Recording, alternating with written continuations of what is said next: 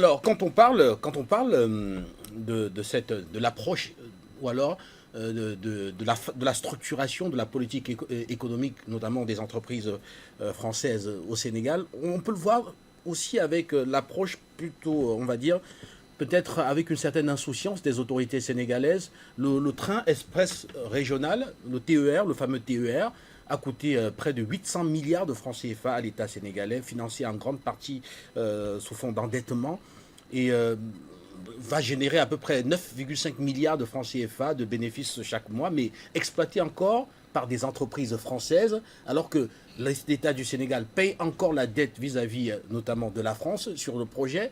Alors, à partir de là, on se pose la question, que peut faire le Sénégal concrètement pour sortir de cet engrenage? Parce que rompre définitivement veut dire, par exemple, voir ce TER, ce train électrique régional s'arrêter.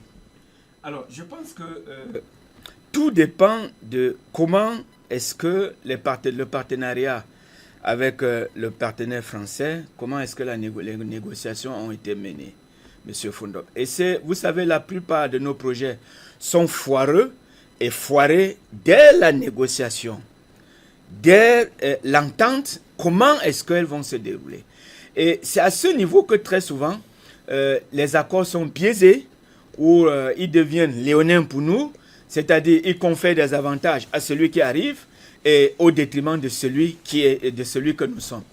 Alors, quand vous prenez l'exemple du TER qui est géré, continue d'être géré par les Français, je pense que sans être au Sénégal et sans avoir fait une étude particulière sur cet autre projet, ce qui n'échappe pas, c'est que des accords TER qui est géré, continue d'être géré par les Français, je pense que sans être au Sénégal et sans avoir fait une étude particulière sur cet autre projet, ce qui n'échappe pas, c'est que même les Africains qui acceptons des concessions impensables, inutiles, loin des populations, inimaginables, loin des populations qui seront bénéficiaires de ce TER et qui, naturellement, vont payer ce TER. Si nous rentrons dans le secteur des hydrocarbures, vous savez, depuis juin 2024, le Sénégal est devenu, avec le champ pétrolier de Sangomar, si je me trompe, le champ pétrolier de Sangomar, le Sénégal est devenu un producteur de pétrole.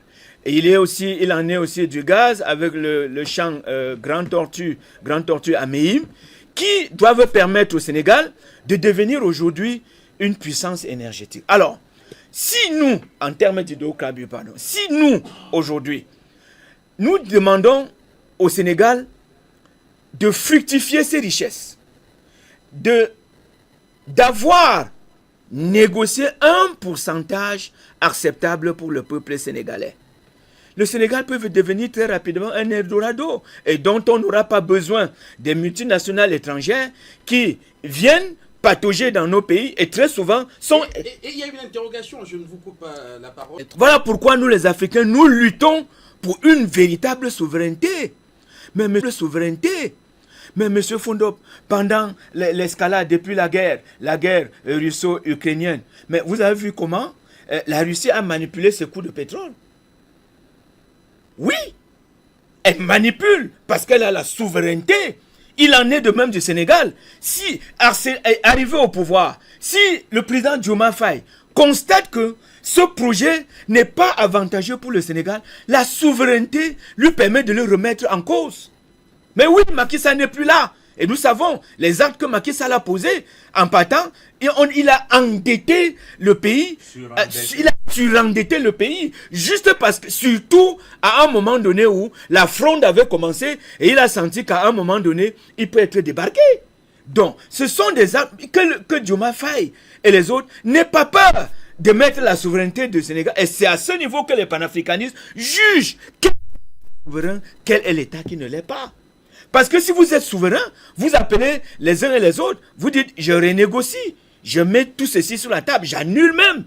Ils sont même capables d'annuler. Ils ne sont pas capables de faire fonctionner un projet foireux pour le pays. Donc, s'ils acceptent Ça veut dire à un moment donné, et pour revenir à ce que vous disiez tantôt, vous savez, dans les hydrocarbures, il y a des cabinets fantoches, des cabinets noirs qui se... On retrouve très rapidement, on est vraiment en présence d'un casse-tête. C'est-à-dire que quand on regarde les moyens dont dispose le Sénégal pour rompre, on voit que ces moyens sont très limités.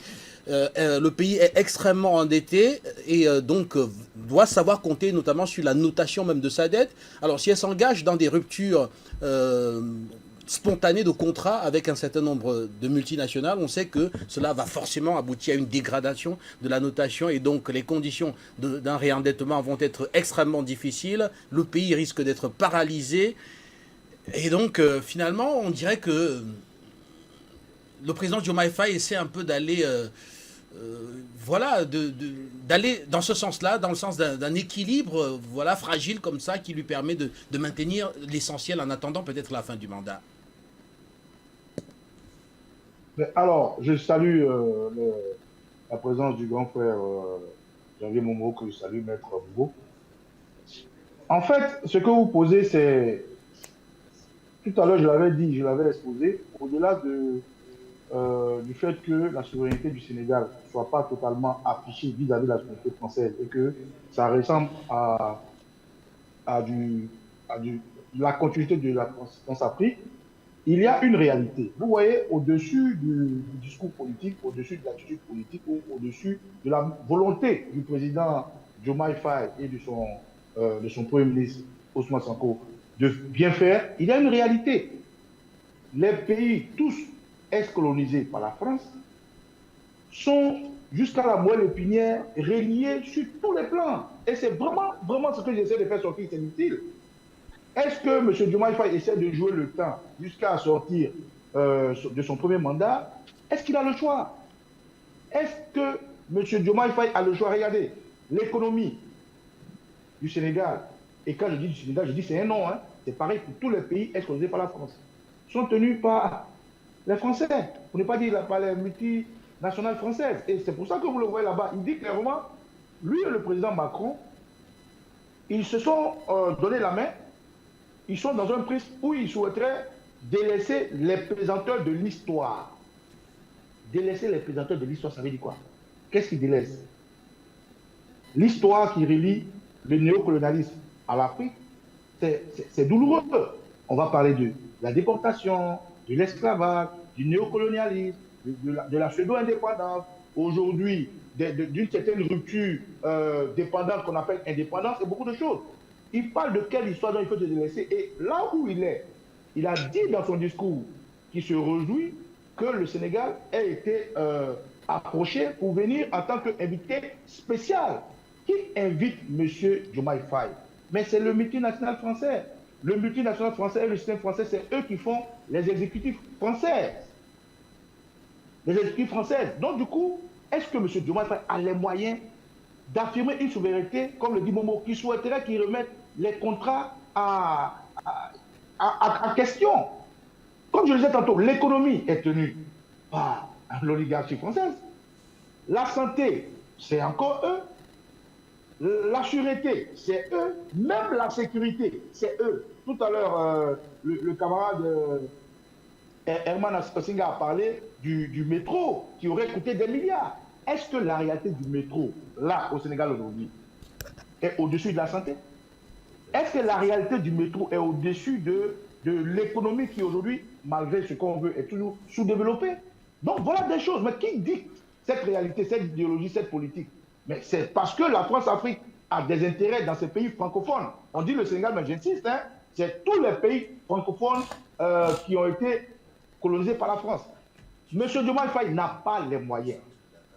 Au-delà des beaux discours pré-campagne de son Premier ministre, Ousmane Sonko, qui a eu l'adhésion de la majorité des Sénégalais, la réalité est qu'aucun chef d'État africain en rapport total avec la France, que ce soit au Cameroun, en Côte d'Ivoire, partout, tout ce qui est francophone, n'a pu se libérer dans la force civile de la France. Tous ceux qui l'ont fait ont eu à faire des coups d'État. Et les coups d'État aujourd'hui, ceux qui peuvent voir, le Mali, le Burkina, le Niger, qui aujourd'hui, jusqu'à présent, combattent du terrorisme qui a été imposé, implanté par une main noire que même dénonce comme étant celle nourrie, blanchie par la France.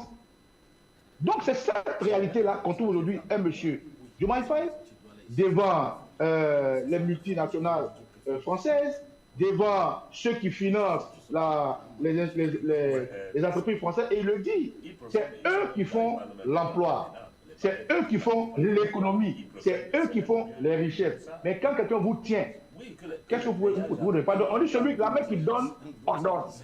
Aujourd'hui, le Sénégal est lié par son histoire, comme dit Diomaye Faye, à la France. Sur tous les plans. Sur tous les plans. Même la culture, tout à l'heure, je vous ai parlé du pan culturel.